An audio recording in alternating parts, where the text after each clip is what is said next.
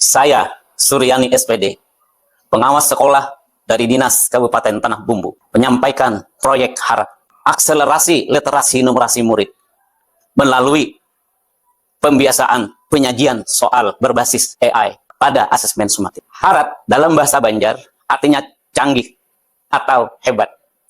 HARAP akronim dari hasil riset artificial teknologi. Sebuah proyek bagaimana mengakselerasi pencapaian literasi numerasi murid di sekolah yang saya bina. Bukan rahasia umum bahwa capaian literasi dan numerasi murid Indonesia masih belum mencapai pada tahap yang kita harapkan. Di lain pihak, di mana persaingan semakin ketat, perubahan begitu cepat, diperlukan insan yang memiliki soft skill seperti kemandirian, kreativitas, inovatif, adaptif, berpikir kritis, berakhlak mulia. Murid sebagai penerus generasi bangsa wajib dibekali soft skill yang mumpuni sehingga ia mampu menjawab tantangan dan peluang abad 21. Tanggung jawab pengawas sekolah di era digitalisasi pendidikan telah bergeser dari pengendali administrasi menjadi pendamping berbasis data, berfokus pada peningkatan mutu satuan pendidikan.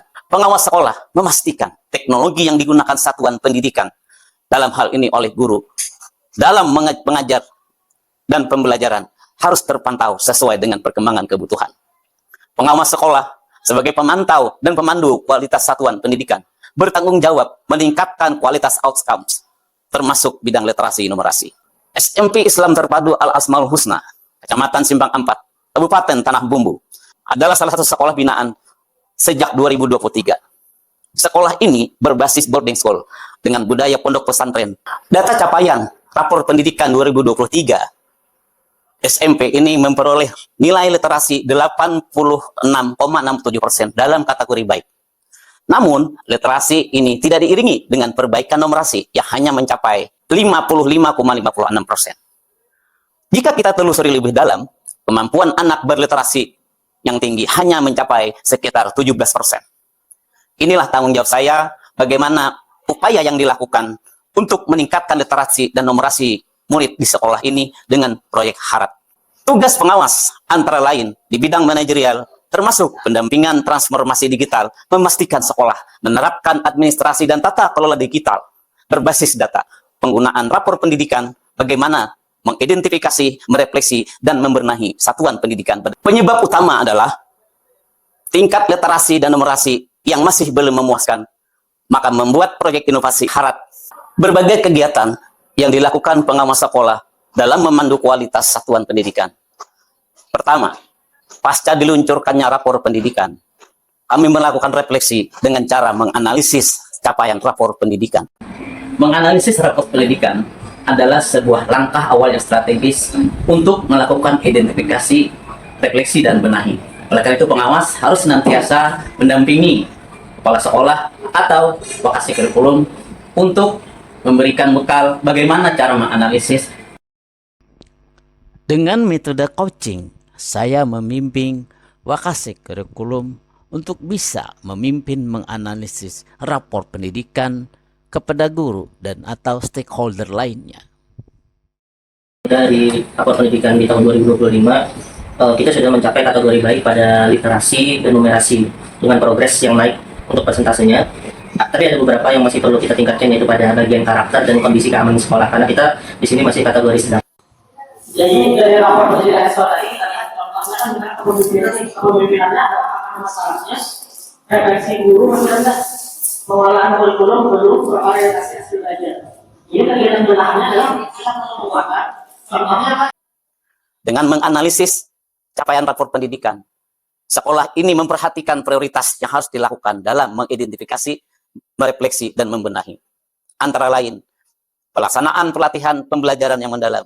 Alhamdulillah, kami pada hari ini mengikuti pelatihan desain pembelajaran mendalam dan bermakna serta penulisan soal berbasis literasi dan numerasi yang mengakomodir top figure order reading skill. Tindak lanjut selanjutnya adalah memberikan pelatihan bagaimana cara menggunakan AI dalam membiasakan guru menyajikan soal yang berkualitas, berliterasi numerasi tinggi.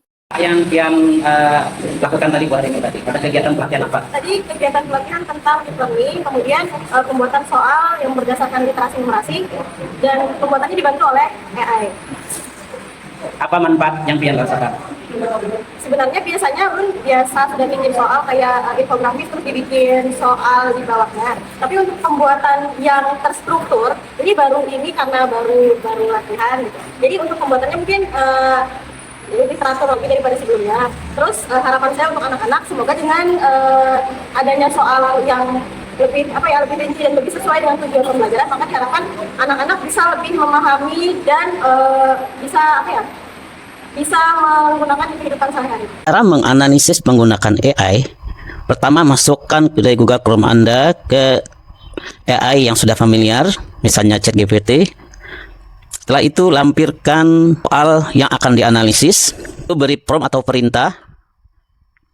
Buatkan analisis soal berdasarkan kategori literasi, numerasi, serta HOTS. Berikan kesimpulan dan rekomendasi perbaikan.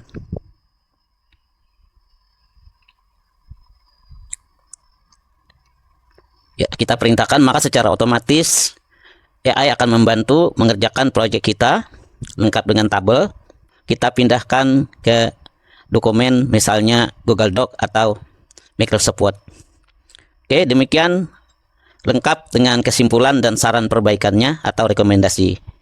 Kegiatan berikutnya adalah melakukan pemantauan pelaksanaan dari kegiatan pelatihan, termasuk dalam mensupervisi pembelajaran sampai dengan asesmen sumatifnya. Komitmen tersebut dikuatkan oleh keinginan sekolah untuk menyajikan soal yang berliterasi numerasi host setiap kali melakukan asesmen sumatif. Dengan menggunakan bantuan artifisial buatan, semua kegiatan tersebut mendapatkan hasil sesuai harapan. Pendapat saya dengan perubahan seperti ini, itu adalah perubahan yang sangat mantap. Karena perubahan ini membuat siswa dapat berpikir lebih kreatif dan lebih kritis, jadi lebih tertantang gitu. Apakah Umi merasa nyaman dan tidak merasa berat untuk mengerjakan soal tersebut? Kalau masalah nyaman sih nyaman-nyaman aja. Tapi kalau berat itu lumayan karena kita harus merangkai kata-kata yang bagus agar dapat diterima oleh guru pendapat kita. Ya, pendapat saya itu awal mulanya soalnya dari pilihan ganda menjadi esai itu saya senang karena kan bisa berpikir lebih effort atau lebih kritis dalam menjawab soal tersebut. Dikarenakan pilihan ganda itu jawabnya itu tidak terlalu membutuhkan effort karena kan jawabannya sudah tercantum di lembar kertas tersebut. Ya, saya merasa nyaman karena kan saya bisa berpikir lebih kritis atau membutuhkan effort lebih untuk menjawab soal tersebut. Menurut saya pertanyaan esai dan pilihan ganda, kalau saya pribadi lebih baik ke esai karena esai itu membuat anak lebih kreatif meluangkan waktunya. Dengan adanya pertanyaan esai ini membuat anak itu lebih memanfaatkan waktunya untuk belajar mandiri dan disiplin waktu untuk menggunakan waktu untuk belajar, karena pertanyaan itu tidak ada pilihan, asal pilihan nggak ada, karena harus jawab. Dari pendampingan yang terus-menerus, apa yang dilakukan oleh sekolah ini secara konsisten menunjukkan perubahan yang signifikan pada pencapaian numerasi. Tahun 2025, literasi mencapai 86,67% dan numerasi menjadi 75,56%. Ini menunjukkan kenaikan numerasi tiada henti. Tahun 2026, hasil Anbika 2025, kenaikan numerasi 82,22%. Capaian literasi sejak 2023 sampai 2025 sudah menunjukkan kemampuan yang baik. Pendampingan yang dilakukan pengawas sekolah pada sektor literasi berjalan dengan baik. Capaian numerasi sejak tahun 2023 sampai 2026 menunjukkan penaikan tren setiap tahun. Hal ini menandakan bahwa pendampingan yang dilakukan pengawas sekolah di bidang peningkatan numerasi telah berjalan dengan efektif dan didukung effort yang tinggi oleh sivitas akademika.